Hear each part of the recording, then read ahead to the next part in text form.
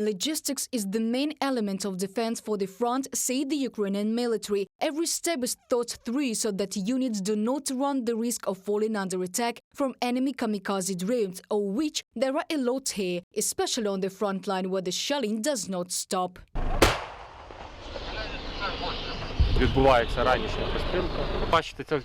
The morning adjusting fire is on now. You see, this landing is already all moved. This is one knot, and it is terrible in the neighboring positions. They dismantled it to zero. This artillery crew is located as close as possible to the front line. From here, soldiers can effectively strike at enemy fortifications. In response, Ukrainian defenders are also shelled. Right on us! This dugout has already been tested for strength after being hit by a Russian shell, Ukrainian servicemen joke. They say that they tried to create the conditions as comfortable as possible inside the shelter. We made the floor of mattresses. Volunteers brought us good rubberized mattresses. We throw ours on top of them and sleep like that. This is not the first front fight for artillerymen who work in this crew. They say that the enemy's capabilities cannot be neutralized. We already have experience in fighting against a stronger army, fighting and defeating them, which is important, fighting with modern methods, modern weapons.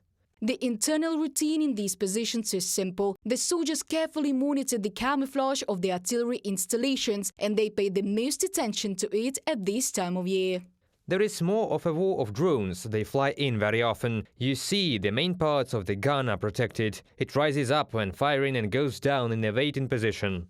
All artillerymen, in order to avoid ear injuries, work only with active headphones. Serviceman Mykola says that just a few years ago, without them, he often had health problems after completing combat missions. After the shot, I had a headache for about 2 days, but now technology is advancing. This is a modern war. Headphones help a lot. They protect the ears. Shot!